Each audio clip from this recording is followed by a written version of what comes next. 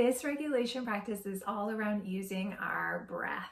So breath can be one of the best ways to engage our parasympathetic nervous system, engaging our rest and digest function, and to help us come back into our bodies, come back into this present moment. So with kids, it can be fun to add a bit of a metaphor. So the first idea of a breath work is called dragon's breath. And so what you're gonna do, and you can introduce this with the young people to be like, hey, do you wanna do dragon's breath with me? And so what we're gonna do is we are going to inhale through our nose slowly. And then as we exhale through our mouth, we're going to make a fiery noise as if we are a dragon breathing fire. So let's do this together. Inhale through our nose and exhale, fiery breath. And then you want to repeat that a couple times. So again, we breathe in through our nose and out our fiery breath. Now, it's not a big deal if the kids are breathing in through their mouth and breathing out through their mouth. It's completely okay. But what we want to do is aim for at least 4, ideally 5 slow breaths in and exhales. Now, the second breath activity that you could do is, this particularly works if you have younger kids, if you're in an early learning center and you have the space for them to lie on the ground. I'm not going to lie on the ground right now, but I'm going to show you what to do. And you can have them, if it's safe, to lie on the ground. They can have their eyes open or close their eyes if they like. Please give them the option. That is a more trauma-informed approach.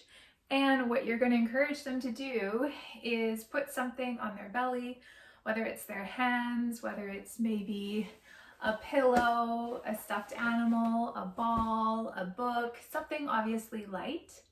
And you're going to invite them to just notice how the object moves up and down on their stomach as they're taking a slow breath in and a slow breath out. And you could even encourage and challenge them to see how slowly can you get the object to rise and how slowly can you get the object to move down.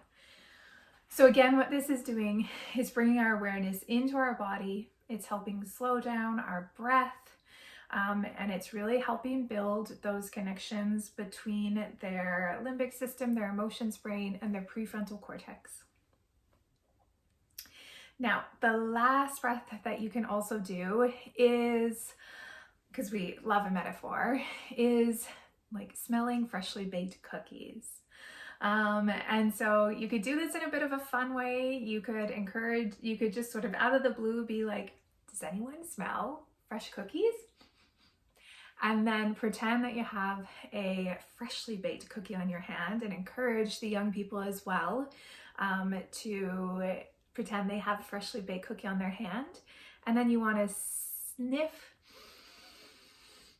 all that deliciousness and exhale, and keep sniffing the delicious freshly baked cookie smell and exhaling it. And again, you want to encourage them to repeat that about 4 or 5 times. So those things you can do as a group or individually.